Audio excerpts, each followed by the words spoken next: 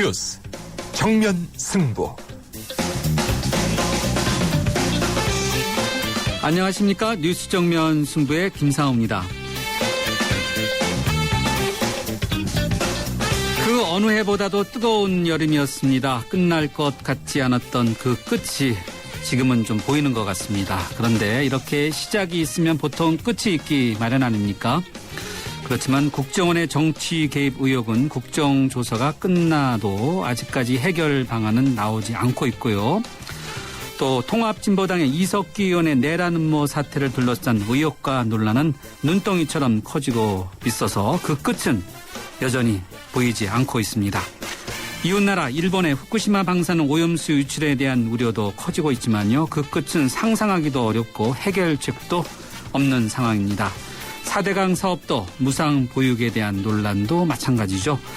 이렇게 시작은 대체적으로 보면은 창대한데 결말 없이 그 끝을 보지 못하고 흐지부지 이렇게 된 정책이나 사건들이 우리 주위에는 너무나도 많습니다.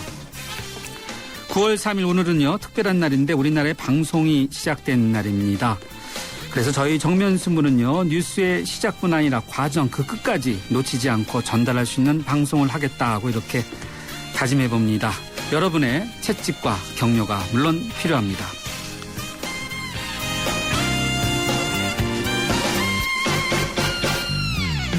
네, 뉴스 정면 승부에서는 매일 우리 사회 현 주소를 대변하는 한 글자를 드리고 있는데요. 오늘 한 글자로 바라본 세상은 끝입니다.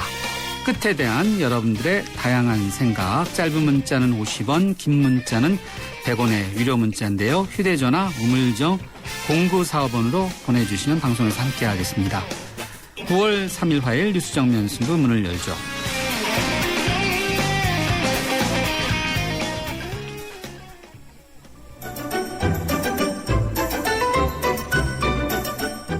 친절한 숙현 씨의 까칠한 뉴스. 네, 뉴스 정면 승부 1라운드 친절한 숙현 씨의 까칠한 뉴스로 시작하겠습니다. 친절한 숙현 씨 나오셨습니다. 안녕하세요. 네, 안녕하세요. 먼저 이석기 의원과 관련한 속보부터 좀 살펴보죠. 내일 국회 본회의가 열 것 같다는 이런 조금 전에 속보가 나왔네요. 새누리당이 내일 본회의를 열자. 이렇게 되면 내일 통과될 가능성이 많겠어요? 예, 방금 나온 내용은 이제 새누리당이 민주당 측에 2시 본회의를 열겠다 통보한 상태라는 건데요. 어제 본회의에서 체포동의 요구서가 보고됐기 때문에 하루가 지난 오늘부터 내일 모레 5일 오후까지 표결할 수 있는 시간이 주어진 상황입니다. 여야는 일정 등을 어제부터 협의해 왔는데요. 일단 내일 표결하는 방향으로 지금 가닥이 잡히는 게 아닌가 싶습니다. 하지만 표결 문제 이외에 다른 문제들은 계속 좀 대립을 이어가고 있는데요. 민주당은 이석기 사건과 국정원 개혁은 별개임을 계속 강조하면서 장외투쟁 기조를 흔들림 없이 이어가겠다. 이런 방침을 제하긴 했습니다. 새누리당은 이석기 의원의 원내 입성을 민주당 탓으로 돌리면서 압박을 지금 계속하고 있는 상황입니다. 이석기 의원 측이 국정원을 고소할 예정이라고요. 뭐 때문에 그렇습니까? 피의사실 공표인데요. 내란 음모 피의 사건 변호를 받고 있는 법무법인 다산의 김칠준 변호사가 밝힌 내용입니다. 수사 대상자 10명 명의로 국가정보원을 고소할 예정이라고 오늘 밝힌 겁니다. 녹취록을 받아 게재한 일부 언론사도 고소 대상에 포함됐습니다. 고소 혐의를 보면요. 피의사실 공표, 공무상 비밀 누설, 명예훼손, 통신비밀보호법 등이 관련돼 있는 것으로 알려졌습니다. 김 변호사는요. 국정원은 피의사실 공표로 수사 대상자를 여론재판하고 있는 데다가 허위 사실을 흘려서 또 다른 현직 의원들에게도 피해를 주고 있다. 이렇게 지적을 했고요. 언론도 국정원의 대필자 노릇으로 관련자들의 명예를 훼손하고 있다. 이렇게 지적을 한 상태입니다. 그나저나 국정원은 그동안 녹취록을 특정 언론에 흘리지 않았다. 이렇게 강력하게 발뺌을 했는데요. 어제 국회에 제출된 체포동의 요구서를 봤더니 내용이 거의 흡사했다고 합니다. 국정원에서 이걸 어떻게 설명할지 참 의문입니다. 네. 지금까지 관련된 판례를 보면은 국익과 알 권리 또 피의사실 공표 이렇게만 서로 이렇게 대립하는 면이 있어서 그렇죠. 이석기 의원 측이 고소한 부분이 과연 성사할 수 있을까? 또 상당히 좀 주목받는 그러한 또 사건이 되지 않을까 이런 생각이 드네요. 이번에는 새누리당과 민주당의 문재인 의원 간의 입씨름 좀 살펴보죠. 네, 어제 문재인 의원이요 본회의에서 회기 결정을 위한 표결에서 기권표를 행사했습니다. 이것과 관련해서 새누리당이 일제히 포문을 열었습니다. 결국 기권한 것이 사실상 이석기 의원에 대한 체포동의안을 반대한 뜻이다. 뭐 이런 주장인데요. 문재인 의원은 원래 회기 결정은 의결할 필요가 없는 것 아닌가라고 얘기를 하면서 의결이 필요한 줄 몰랐다 이렇게 해명을 했습니다. 말 그대로 일종의 해프닝이다 뭐 이런 설명인데요. 이렇게 설명을 하니까 새누리당은 그러면 초선 의원보다 못하다면서 다시 비난을 이어갔습니다. 요즘 보면은 무슨 일이 생기게 되면 민주당, 친노, 문재인 의원 이런 순서로 새누리당에 공격을 하는데요. 내부에 무슨 매뉴얼이 있는 게 아닌가 뭐 이런 생각도 듭니다. 문재인 의원은 여권의 원죄론 여기에 대해서도 또 말을 이어갔는데요. 이번 사건도 그렇고 또 이번 사건에 대한 반응도 한 30년 전 옛날로 돌아간 것 같다면서 옛날 변호사 시절에 주사파 사건 변론도 했었는데 그것도 다 책임지라고 할지 모르겠다 이렇게 꼬집기도 했다고 합니다. 그 매뉴얼이 상당히 재밌네요. 민주당 그다음에 친노 문재인 의원 순서라면. 그럼 거꾸로 보면은 정점이 문재인 의원이고 밑에가 친노 그다음에 민주당 이런 뜻인가요? 네, 결국은 궁극적인 목적은 문재인 의원이 아닐까 네. 뭐 이런 얘기가 나오고 있는 거죠. 네. 네. 다음은 전시작전권 문제 좀 살펴보죠. 김관진 국방장관이 전시작전권 전환하는 시기가 바람직하지 않다 이런 입장을 밝혔나 보죠? 예, 그렇습니다. 김관진 장관이 오늘 열린 국회 국방위에서 밝힌 내용인데요. 2015년 12월로 예정돼 있는 전작권 전환 자체가 현재로 봐서는 바람직한 시기가 아니다. 이런 안보적인 평가를 내렸다라는 게 협의를 하고 있는 이유라고 밝힌 겁니다. 또 국방부는 오늘 국회에 제출한 현안 보고서에서 북한 핵 능력은 2010년까지는 개발과 실험 수준이었지만 2013년 현재는 언제라도 핵을 무기화해서 사용할 수 있는 실제 위협으로 발전했다. 이렇게 밝혔는데요. 아무래도 전작권 전환 재연기를 위한 논리로 보입니다. 박근혜 대통령은 지난 선거 당시 전작권 재연기가 없다. 이렇게 분명히 약속을 했는데요. 이제는 북한이 변했으니 우리도 좀 생각이 바뀌었다. 이렇게 설명하는 상황이 됐습니다. 그런데 지난 60년간 보면요. 북한의 물리적인 능력이 한 번이라도 후퇴한 적이 있었나 이런 생각이 드는데요. 정작 미국의 입장은 어떻습니까? 미국은 현재 전작권 그 전환 재연기에 좀 미온적인 입장, 그러니까 2015년대 그때 다시 그냥 전환을 하겠다 이런 입장을 밝히고 있습니다.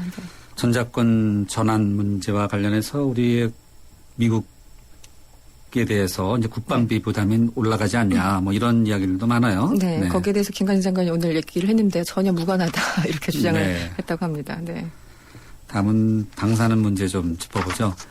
이웃나라 일본 제대로 정보를 공개하지 않는다 이런 지적을 많이 받고 있음에도 불구하고 여전히 공개는 안 하는데 그래서 그렇습니까? 휴대용 방사능 측정기가 아주 불티나게 팔리나 봐요? 예, 추석을 앞두고 먹거리에 대한 걱정이 더 늘어나고 있죠. 일본 후쿠시마 제1원전 오염수 저장 탱크 부근에서 방사능이 검출됐다 이런 소식이 며칠 전에 들렸는데 또 다른 구역에서 시간당 1700mS의 방사능 유출이 새로 확인됐습니다. 사람이 4시간 이상 노출될 경우에는 사망에 이를 정도로 심각하다고 합니다. 이러다 보니까 국내에서도 방사능 측정기 수요가 크게 증가하고 있는데요. 일부 온라인 쇼핑몰에서는 작년에 비해서 2배 가까이 늘어났다고 합니다. 특히 일반 회원의 구매 건수가 전년보다 상당히 많이 늘었는데요. 그만큼 생선 이런 것들을 파는 사업자뿐만 아니라 일반인들 사이에서도 이 방사능에 대한 불안감이 대폭 커지고 있다는 사실이 방증되는 것이 아닌가 싶습니다. 일본 정부는 어떤 대책을 내놓고 있나요? 이게 가능한 건지 모르겠는데요. 방사능 오염수 유출을 막기 위해서 원전 주변 땅을 얼리는 이런 방안을 오늘 발표를 했습니다. 2020년 하계올림픽 개최지를 결정하기 위해서 다음 달 7일부터 10일 사이에 아르헨티나에서 국제올림픽위원회 총회가 열리는데요. 이를 앞두고 서둘러 발표된 것 같습니다. NHK에 따르면요. 아베 신조 총리가 직접 주재한 원자력 재해 대책 본부에서 나온 대책인데요. 원전 주변에 지하수가 유입되는 것을 막기 위해서 땅속을 얼려서 벽을 만드는 이른바 동토 차수벽을 건설할 예정이라고 합니다. 그런데 효과가 있을지는 아직 미지수입니다. 네. 정보 공개부터 제대로 해야 되는 거 아닌가요? 일단 네. 그렇죠. 발표 자체를 밀어놨으니까요. 네. 알겠습니다. 오늘 말씀 여기까지 듣겠습니다. 고맙습니다. 고맙습니다. 네, 지금까지 이숙현 시사 칼럼니스트였습니다. 지금 시각 6시 22분 33초 막 지나고 있는데요. 교통 상황 어떤지 알아보겠습니다. 김미란 캐스터.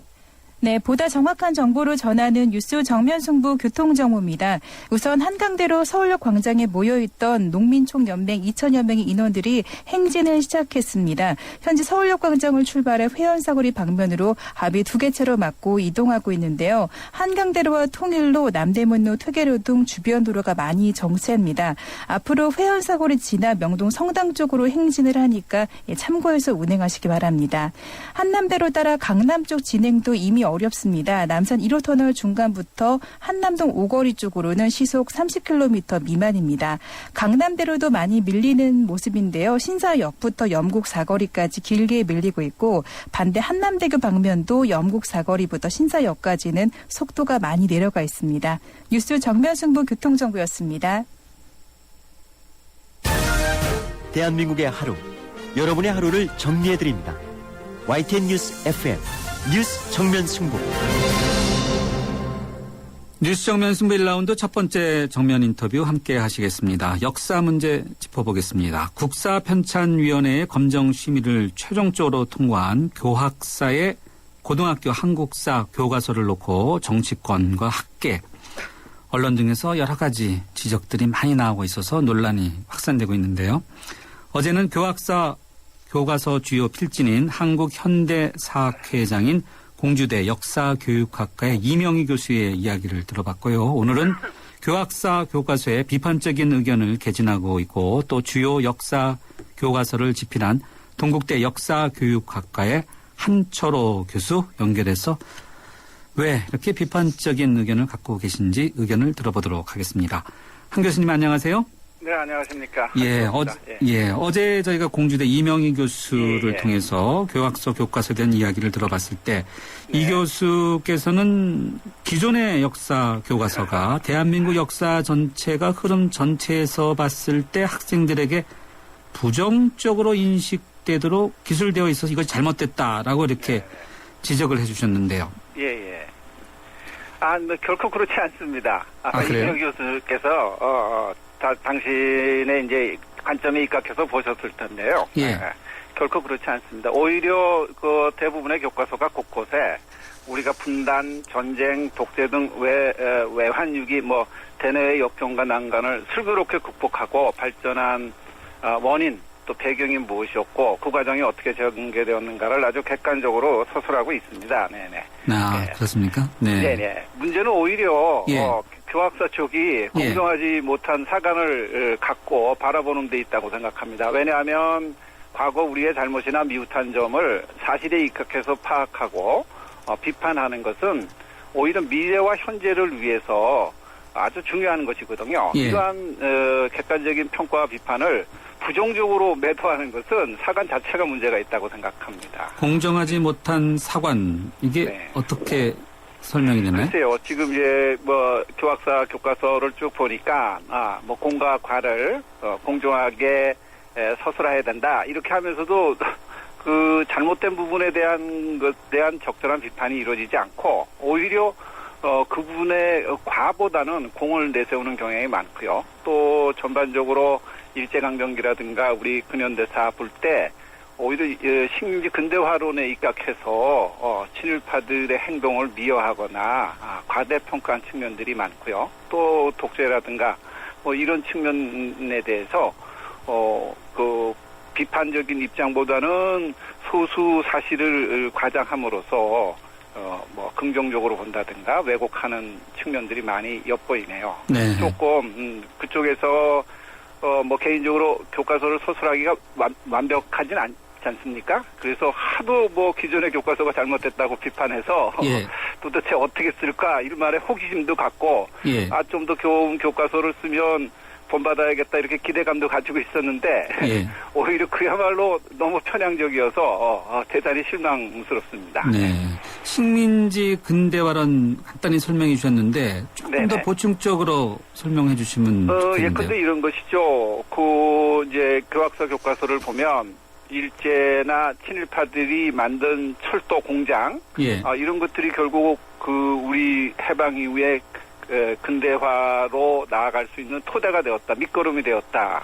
또 심지어는 그 일제강점기 하에서 그들이 근대적인 역량과 문화를 키울 수 있다라는 점을 배려했다 이렇게 썼는데 그렇지 않죠. 일본이 철도를 만들고 공장을 만든 것은 당시 우리 국민들에게 뭐 삶의 질을 향상시키거나 경제적인 풍요로움을 가져다 주는 것이 아니라 우리 민족을 어떻게 하면 더욱더 악랄하고 효과적으로 수탈할 것인가에 목적을 두고 만들어진 것인데 이런 것들을 표면만 보고 본질은 왜곡한 채 그 긍정성을 부각시키는 것 자체가 잘못되어 있다는 것입니다. 네, 알겠습니다. 네.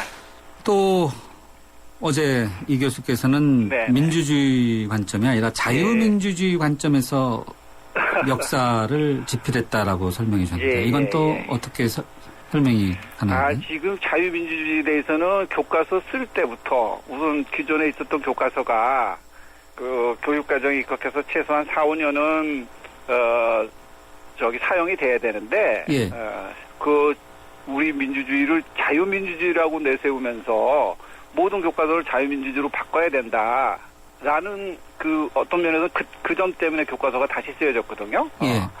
근데 잘 아시다시피 일제강점기라든가 강복기 후 우리 대한민국의 발전은 자유만을 강조한 것이 아니라 평등, 인권 아주 다양한 것을 다 포함하고 있거든요. 그래서 자유민주주의 자체가 우리 민족의 역량이라든가 노력을 과소평가하는 것이라고도 할 수 있어요. 그래서 이번에도 검정에서도 저희가 이제 민주주의라고 썼더니 자유민주주의로 고쳐라. 이렇게 강제 지시 내려졌거든요. 그걸 안 고치면 통과가 안 된다라고 할 정도로. 그래서 그런 것들은 둘째치고라도 자유민주주의 자체를 강조하다 보니까 자유 외의 다른 것들을 위해서 우리가 싸워온 것들을 오히려 과소평가하고 자유, 즉 그 북한에 대처하는 반공적인 측면이 강한 자유만을 마치 우리 민주주의의 전체인 양 이렇게 부각시키는 점이 잘못됐다고 생각합니다.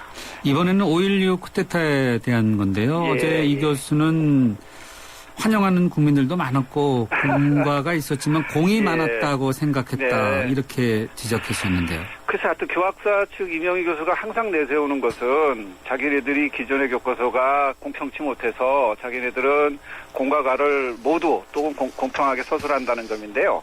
실질적으로 5.16 관련해서만 보더라도 전혀 그렇지가 않는다는 데 문제가 있습니다. 그러니까 헌정을 중단시킨 쿠데타라고 쓰면서도 뭐 대통령 윤보선이라든가 육사생도라든가 뭐 미국이 곧바로 인정을 했다든가 이거 전부 긍정적인 측면만을 쓴단 말이에요. 그리고 이러한 것은 그 뒤로도 이어져서 10월 유순이 그 우리 민주주의를 짓밟은 또 헌정을 유린한 아주 극악적인 행위에도 불구하고 행동이었음에도 조치했음에도 불구하고 어쩔 수 없이 이뤄질 수밖에 없었다라고 해서 불가피성만 강조해서 독대의 심각성을 희석시키는 태도도 취한단 말이에요. 그러니까 이 내용을 보면 제가 이제 근대사 전공자니까 뭐가 떠오르냐면 그 일본이 러일 전쟁을 일으키고 난 다음에 그 대동아 한국을 우선 강점하는 데 목적이 있었잖아요. 그것을 이제 동양 평화라든가 아시아의 공전 이런 것을 내세우면서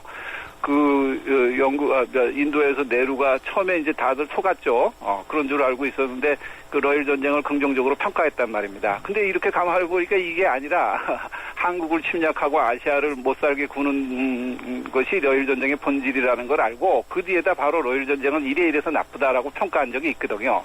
근데 일본 교과서 후쇼자 교과서 거 보면 뒤에 이렇게 비판한 내용은 싹 빼버리고 앞에 긍정적으로 각국이 이렇게 평가만 모여가지고 러일 전쟁이 아주 동양의 평화뿐 아니라 세계 평화를 위해서도 아주 대단한 긍정적이고 바람직한 전쟁이었다라고 지금까지도 선전을 한단 말이에요. 그러니까 이 사실이죠. 육사생도들이 환영을 표할 수밖에 없겠죠. 그죠? 그러니까 이러한 그 부분적인 사실을 가지고 전체인 양 확정지어서 서술하는 것은 역사인식에 커다란 문제점이 있다 이렇게 판단합니다. 네, 청취자분 의견 문자 메시지인데요. 어제 이제 이명희 교수 인터뷰와 관련한 것이었는데 어제 이명희 교수께서 지필자의 재량 이런 것을 언급하셨는데 청취자분께서 아이들을 가르치는 교과서인데 사료에서 지필자의 재량 그리고 역사 교과서에서의 재량 어떻게 생각하십니까? 이런 질문입니다. 저는 고 집필자의 재량 자체에 대해서는 문제가 될 것이 없다고 생각합니다. 왜냐하면 저희가 이제 국정 교과서가 아니라 검정 교과서이기 때문에 검정 교과서는 획일화를 방지하는 것이거든요. 그리고 좀 더 다양하고 폭넓은 시각을 가질 수 있는 교과서를 쓰는 거라서 집필자의 재량 역량이 굉장히 중요하죠. 그런데 문제는 지금 지적하신 것처럼 집필자의 재량 문제라고 해서 자신의 약점을 얼버무리거나 또는 그 객관적인 서술을 왜곡시키는 것은 결코 있어서는 안 될 일이고 그것은 교과서를 집필할 재량이나 역량 기준에 미달하는 것이라고 생각합니다. 네. 그러니까 재량을 핑계대서 그 사실 자체를 왜곡한다거나 아주 위험한 사관을 입각해서 교과서를 서술하는 것은 그야말로 금지되어야 될 거고 해서는 안 될 일이라고 생각합니다. 일본군 위안부 강제 동원 문제와 관련해서 어제 이 교수께서 이 교학사 교과서에서는 위안부 강제 동원 문제가 1944년 여자정신 근로령 발표 이후 시점이 44년 이후 이렇게 시작된 거고 또 법령에 의해서 일제가 법령에 의해서 만들어서 행한 것이다. 라고 이렇게 분명히 했다. 그리고 화면에 자료, 사진 3개를 실었다. 이렇게 설명해 주셨는데. 글쎄, 그게 아까 집필자의 재량 문제하고도 연관이 되는데요. 지금 그 부분을 보면 도대체 이 교과서가 한국의 교과서인지 또는 일본의 아주 우익 평양의 나쁜 교과서인지를 구별할 수가 없어요. 더군다나 이거는 왜냐하면 첫째 사실 자체가 왜곡됐거든요. 뭐 상식적으로 잘 알려졌다시피 일본이 1932년에 상해사변을 일으키고 나서 상해 침략을 하고 나서부터 이제 민간인 강간에 대한 문제가 불거지니까 이제 그 위안소를 만들고 위안부를 직간접적으로 동원하고 그리고 그것이 1937년 중일전쟁 터진 이후에도 계속해서 문제가 되니까 국가에서 체계적으로 개입, 간섭, 통제, 동원을 하는 것이거든요.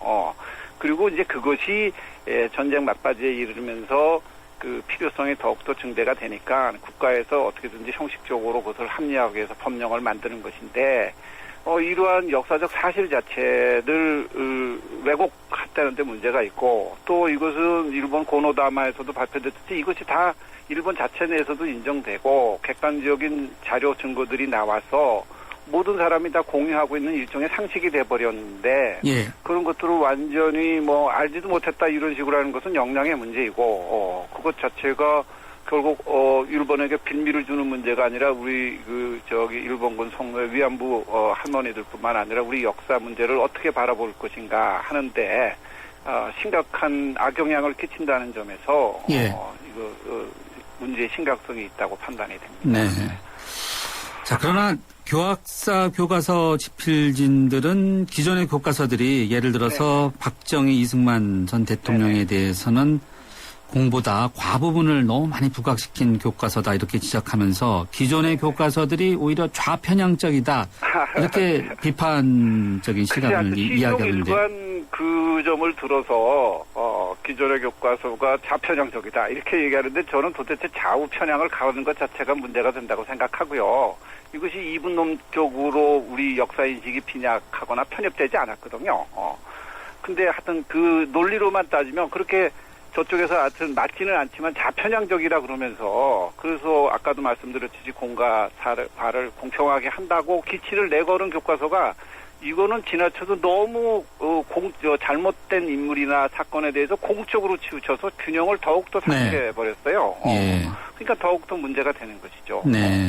그리고 그 교과서를 뭐 실제로 보면 교학사 측에서 주장하거나 우려하는 것처럼 저희가 공과 과를 지나치게 한쪽에 치우쳐서 쓰지 않았습니다. 뭐 예컨대 이승만에 대해서도 인정해 줄 걸 인정해주고 잘못된 부분에 대해서는 비판을 가하고 뭐 역대 대통령에 대해서도 비교적 아까 말씀한 집필자의 역량, 재량, 양심 이런 것에 입각해서 여러 관련 사료들을 집대성하고 평가들을 종합해서 그 객관적으로 서술하려고 노력했거든요. 문제는 교과서 서술은 저는 객관적이라고 생각하는데 그것을 바라보는 그 유명 교수 등의 교학서 측이 시각이 삐뚤어져 있기 때문에 또 그쪽이 또 한쪽에 치우쳐 있기 때문에 자꾸 중립적인 것도 좌쪽으로 바라보는 데 문제가 있다고 생각합니다. 끝으로요. 네네. 교과서가 어찌됐든 이제 검정을 통과했는데 네. 어떤 의견이세요? 지금 정치권에서는 취소해야 된다는 이야기도 나오고 있는데요. 예. 지금 우리가 이제 예전에는 국정교과서였기 때문에 국가가 교과서 자체를 집필하고 통제하고 획일화됐단 말이에요. 이제 그것에서 한 단계 나아간 것이 검정인데, 검정은 아무래도 그것을 주관하고 있는 검정기관, 특히 교과부, 나아가서는 정부 쪽에 입김이라든가 영향력이 미칠 수밖에 없거든요. 그래서 우선 검정 단계에서 그 중립성, 또 독립성, 공정성 이것이 전제가 돼야 되는데요. 실제로 이제 그렇지 못한 상황입니다. 그래서 이제 정치권에서 나서서 그 결과를 가지고 뭐 취소를 해야 된다 이렇게 얘기를 하는데요. 우선 아까 말씀드린 대로 검정 과정에서 공정하고 엄밀한 과정이 전제되어야 하고 명백한 오류와 문제점들은 객관적 기준을 적용해서 반드시 시정을 해야 됩니다. 이 교과서가 자라나는 학생들, 미래의 주요 동량이 될 학생들에게 자칫 잘못 영향을 미치면 국가의 피해가 어둡거든요. 그런데 이제 딱 한 가지만 말씀드리면 그래도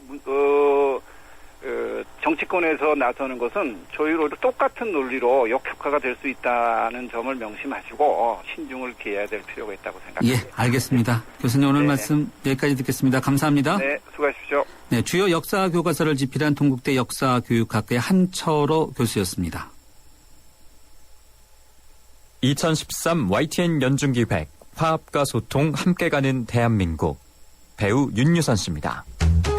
요즘 이렇게 보면 너무 사회가 바쁘고 정신없이 달려가잖아요. 근데 아이들과 남편이 한자리에 모여 앉아 식사를 하면서 오늘 하루 있었던 일에 대해서 얘기를 나누고 또 서로의 의견을 듣고 그런 부족한 생각, 상처받은 마음 이런 걸 가족과 사랑으로 덮어줄 수 있으니까요. 가장 행복한 소통이 되지 않을까 생각합니다. 늦었다고 생각할 때가 가장 빠르다고 하잖아요. 서로의 삶을 나누고 화합할 수 있는 소중한 한 끼의 식사를 함께 해보는 건 어떨까요? 2013 YTN 연중기획 화합과 소통 함께 가는 대한민국 YTN 라디오가 함께합니다. Eine von den For an insider's look at the 세상은 넓고 뉴스는 많습니다. 그런데 정작 나에게 필요한 뉴스는 시사, 경제, 생활정보, 날씨, 교통 나에게 플러스가 되는 뉴스 FM 94.5 모바일 웹 YTN 라디오 당신이 어딜 가든 24시간 당신의 일부가 되는 당신의 YTN 뉴스 FM 참 좋다. 살아있는 뉴스 깨어있는 방송 한국의 뉴스 채널 YTN 뉴스 FM 완전히 새롭게 뉴 커런도시 탄생. 빌딩 숲속을 달려도 깊은 산속을 달리는 것처럼 짜릿한 기분. 더 즐거워진 커런도시에 오르면 당신의 퇴근길도 더 즐거워진다. 새로운 커런도시에겐 도시도 아웃도어다. Urban Adventure New Corando Sea. 네, 이번에는 정면 인터뷰 함께 하시겠습니다. 정부가 역외 탈세를 포함한 지하경제 양성화 관련해서 추적의 고삐를 바짝 쥐고 있는데요. 국세청은 오늘 미국과 영국, 호주 국세청으로부터 제공받은 400기가바이트 분량의 원시 자료를 분석해서 405명의 한국인 추적 명단을 추출하고 267명의 신원을 확인했다고 발표했습니다. 여기에는 전두환 전 대통령의 장남인 전제국 시공사 대표와 김우중 전 대우그룹 회장의 아들도 포함되어 있는 것으로 알려졌는데요. 국세청 역외 탈세 담당관인 이광재 과장 연결돼 있습니다. 이 과장님 안녕하십니까? 네, 안녕하십니까? 예, 오늘 발표하신 내용 267명의 신원을 확인했다고 발표하셨는데요. 자세한 내용부터 먼저 말씀해 주시죠. 네. 요즘 세계 각국 국세청들이 좀 역외 탈세 정보를 수집하기 위해서 매우 역량을 집중하고 있습니다. 예. 네, 저희 국세청도 이번에 6월 초에 조세 피난처와 관련된 원시 자료를 확보를 했습니다. 이와 관련해서 이 자료에 들어있는 이제 페이퍼 컴퍼니 설립자의 신원 과정과 이들에 대한 탈세 여부 검증, 그리고 이제 세무조사 진행상을 이번에 브리핑하였습니다. 예. 264명의 그 신원 확인은 일단 그 우리가 확보한 원시 자료에서 한국인으로 추정되는 명단 한 405명 정도를 추출한 다음에 예. 저희 국세청 내부에 있는 자료하고 또 저희가 또 추가적으로 정보활동을 통해 수집한 다른 정보들과 비교해가지고 구체적인 신원을 확인한 사람의 숫자고요. 그 사람들을 대상으로 이제 그 탈세 혐의를 또 검증을 해서 39명에 대해서 이번에 세무조사 중에 있습니다. 네. 예, 267명입니다. 예, 신원 확인된 명단이. 예, 267명. 네네. 400기가바이트의 원시 자료를 확보했다라고 말씀하셨는데 이 원시 자료는 뭔지 또 원시 자료를 통해서 조사한 것이 어떤 의미를 갖는지 좀 설명해 주시죠. 예, 이게 이제 정보가 존재하는 곳에 그 존재하는 형태 그대로 저희가 이제 확보했다는 이야기고요. 이런 그 조세피난처의 페이퍼 컴퍼니를 설립해주고 하는 그런 대행사들, 이런 회사들이 보유하고 있는 정보 형태 그대로를 이제 원시자료라고 이야기를 하면 될 것 같습니다. 네, 알겠습니다. 그 생생한 자료라고 보시면 됩니다. 생생한 자료. 네. 네. 자, 이 생생한 자료를 바탕으로 현재까지 이들 가운데 탄료 혐의가 확인된 39명을 조사 대상자로 선정했고 이 가운데 11명에 대해서 세무조사가 완료됐다. 그런 말씀이시죠? 예, 그렇습니다. 이 11명에 대해서는 추징금 무려 714억 원을 하신 건가요? 예, 이거는 이제 저희가 초기 단계이기 때문에요. 예. 일단 그 400기가 분량의 대량 정보를 입수하고 그거에 대한 이제 분석 작업을 1차로 해가지고 현재까지 조사가 완료된 분에 대해서만 이번에 발표를 한 거고요. 앞으로 이제 진행되는 조사 내용하고 또 앞으로 추가적으로 신원 확인이 된다거나 혐의가 더 드러나는 그런 내용에 대해서는 추가 조사를 해서 또 계속적으로 또 세무조사를 진행할 그런 계획입니다. 가장 많이 낸 사람이 얼마를 냈습니까? 이번에 그 발표된 11명에 대해서 714억 원이었기 때문에요. 예. 그 중에는 수백억 대도 있고 또 수십억 대도 있고 그렇습니다. 네. 예, 가장 많은 사람 중에서는 100억 대가 넘는 사람이 있다고 보시면 되겠습니다. 아, 그렇게 많습니까? 네. 네. 추징했는데 만약에 또 내지 않을 경우 어떤 방법이 있습니까? 예, 해외에 페이퍼 컴퍼니 설립하고 또 재산을 해외에 은닉하고 하는 사람들이 국내에 재산이 전혀 없는 것은 아니거든요. 국내에 재산이 있는 경우도 있고 또 그렇기 때문에 저희들이 추징을 하게 되면 국내 재산에 대해서 채권 확보를 하는 경우가 많이 있고요. 또 국내에 전혀 재산이 없다고 하더라도 또 외국 과세당국과의 조세징수협조나 또 그 지방청의 숨긴 재산 무한 추적팀 같은 것들을 만들었습니다. 그런 그 징수를 위해서 그래서 다각적인 노력을 기울이고 있습니다. 본인들이 자발적으로 또 납부해주는 경우도 많이 있습니다. 이번에 역외 탈세 세무조사 명단에 포함된 39명 가운데 혹시 이름만 들으면 알만한 예를 들어서 30대 기업 가족이나 또는 오너 분이 계신가요? 네, 일부 포함되어 있습니다. 누구죠? 그거는 여기서 자세히 말씀드릴 수는 없고요. 아, 그래요? 네. 예, 우리 일부 포함되어 있어서 저희 조사 중에 있습니다. 네. 김우중 전 대유그룹 회장의 아들인 김선용 씨도 포함되어 있다 이런 이야기도 돌던데요. 뉴스타파나 이런 데서도 또 일부 자료를 입수를 해가지고 언론에서 발표를 했었기 때문에 그런 부분들이 일부 이렇게 노출이 됐는데 저희 이번에 입수한 자료에는 그런 것들이 전반적으로 다 포함되어 있다고 보시면 되겠습니다. 확인은 곤란하신가 보죠? 예, 그렇습니다. 네, 알겠습니다.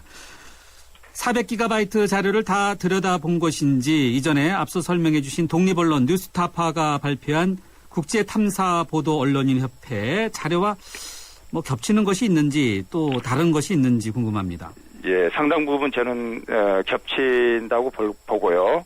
왜 그러냐면 그쪽에서 발표한 명단들을 또 우선적으로 저희들이 검토를 했고, 그렇지만은 거기에 발표되지 않은 많은 명단들을 저희가 확인했기 때문에 정확하게 그 자료의 성격이 기존에 발표됐던 거하고 어떻게 다른지는 지금 정확히 말씀드릴 수는 없는 것 같습니다. 1차적으로 지금 분석을 했기 때문에 앞으로도 추가적으로 신원 확인도 더 거치고 추가적인 분석을 계속 해야 될 것 같습니다. 예, 알겠습니다. 국세청이 입수한 자료의 페이퍼 컴퍼니 설립 시점은 언제부터 언제까지인가요? 페이퍼 컴퍼니 설립 시점은 97년부터 09년까지 이렇게 펼쳐져 있는데요. 상당 부분이 외환위기 직후인 외환위기 직후에 많이 설립이 된 걸로 보여집니다. 네, 그 뜻은 외환위기 이후에 돈을 좀 해외로 빼돌렸다 이렇게 해석이 가능한가요? 예, 그럴 수도 있을 것 같습니다. 예, 알겠습니다. 뉴스타파가 공개한 자료가 포함되어 있다고 말씀해 주셨는데 전두환 전 대통령의 장남인 전제국 시공사 대표도 들어가 있습니까? 예, 확보한 명단에 포함되어 있습니다. 아, 그렇군요. 네. 자, 그렇다면 검찰 조사와는 별도로 세무조사가 진행이 되고 있는 것인가요? 그 세무조사 진행 여부는 제가 여기서 확인해드리기가 어려운 부분입니다. 아, 그렇습니까? 네. 자, 그러면은 지하경제 양성화를 위해서 역외 탈세 추적의 고삐를 국세청이 지금 바짝 재고 있지 않습니까? 예. 지금까지 역외 탈세 추적 결과 어느 정도 성과를 거두었는지요? 예, 역외 탈세 대응을 위해서 가장 중요한 게 이제 정보 수집입니다. 이제 정보 수집을 위해서 많은 노력을 저희들이 기울이고 있고요. 그 결과들이 이제 차차 나타나고 있다고 보여지는데, 전년 상반기 역외탈세 조사 실적이 105명에 4,897억 원이었습니다. 근데 올해 이제 상반기 실적을 집계해 보니까 127명에 6,016억 원이 추징이 됐습니다. 전년 동기에서 한 22% 정도 증가한 수준입니다. 22% 정도요? 예, 그렇습니다. 네. 자, 예년보다 실적이 높아졌다고 해주셨는데 추적 방법이 달라졌습니까? 이제 저희가 역외 탈세 전담 조직을 2011년에 출범을 시켰습니다. 2011년에 전담 조직을 출범시키면서 이제 본격적인 대응 활동을 이제 시작했는데 그 이후로 이제 국제 탈세 정보 교환 센터 같은 데 가입을 저희가 했고요. 예. 그다음에 특정 국가 미국과 동시 범칙 조사 같은 거를 체결하고 이렇게 해서 국제 공조 시스템을 강화를 했습니다. 또한 이제 국내적으로는 해외 금융계좌 신고 제도를 도입을 했습니다. 그래서 약 지금 3년째 이 제도가 지금 시행되고 있는데 이런 국제 공조 강화 그리고 국내 제도 강화 이런 것 때문에 지금 적발 위험이 굉장히 높아지고 있습니다. 그래서 이제 앞으로 지속적으로 이런 강화 활동을 대응 활동에 대한 역량을 집중을 하다 보면은 네. 앞으로는 더 좋은 실적을 거둘 수 있을 걸로 보여지고요. 예. 그 전에 저희가 활동하면서 이제 수집한 정보들이 이제 분석을 거쳐서 조사 실적으로 차차 나타날 것으로 보여집니다. 네. 아무래도 국내 밖에서 역외 탈세 조사를 이제 추적하는 과정이 상당히 어려울 것으로 보이는데 예, 어려운 점이라든지 또 한계가 있지는 않은지 궁금합니다. 예. 말씀하신 대로 이 역외 탈세 부분이 해외에서 은밀하게 이루어지는 경우가 많기 때문에 그 단초 정보를 확보하기가 굉장히 어렵습니다. 그래서 지금 저희들 자체적인 정보 수집 역량도 강화하고 있지만은 또 일반 우리 국민들로부터 제보를 통한 단초 정보 입수를 위해서 탈세 포상금 제도 같은 것들을 지금 획기적으로 늘려가고 있습니다. 그래서 이제 그런 제보들이 좀 들어와주고 그렇게 하다 보면은 국제 공조 같은 것들이 더 활발해지고 하다 보면은 예. 앞으로 좋은 성과 낼 수 있을 거라고 보고 있습니다. 제보가 중요하네요. 그러니까. 네, 그렇습니다. 네. 포스코에 대해서 국세청이 대대적인 세무조사에 착수했다 이런 소식도 있는데 맞습니까? 제가 국회에 다녀오면서 뉴스를 검색했는데 네. 있는 걸로 뉴스에서 확인했습니다. 뉴스에서요? 예. 국세청 당국자께서 뉴스에서 확인했다니까 직접 확인은 곤란한가요? 예. 제가 그 내용을 모르는 내용이기 때문에. 그렇습니까? 예. 네. 저도 뉴스를 통해서 확인했습니다. 네. 자, 끝으로 앞으로 역의 탈세 조사 추적하는 것에 대한 이제 계획이라든지 또는 목표가 있으면 말씀해 주시죠. 예, 앞에서 말씀드렸다시피 역외탈세 대응이 이제 전 세계적으로 함께 공조하는 추세에 있고, 이 풍선 효과에 의해서 한 국가가 해서는 안 되는 업무입니다. 그래서 전 세계적으로 같이 이렇게 보조를 맞춰서 지금 이 업무를 추진하고 있기 때문에 앞으로 이러한 그 국제 공조의 틀 안에서 저희들도 뒤처지지 아니하고 역량을 계속 집중해 나갈 생각이고요. 또한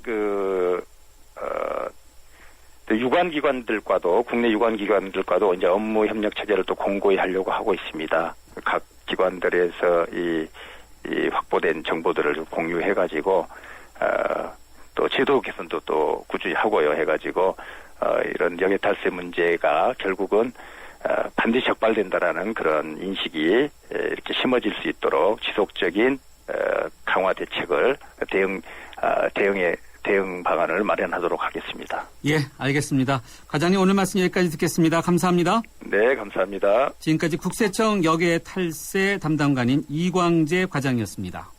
튼튼한 타이어 들어간 금호 타이어 금호 튼튼한 타이어 들어간 금호 타이어 금호 언제나 오래오래 들어간 금호 타이어 튼튼한 트럭 타이어 금호 타이어 매장에서 신제품 RA50을 찾으세요. 네, 3라운드에서 다시 뵙겠습니다.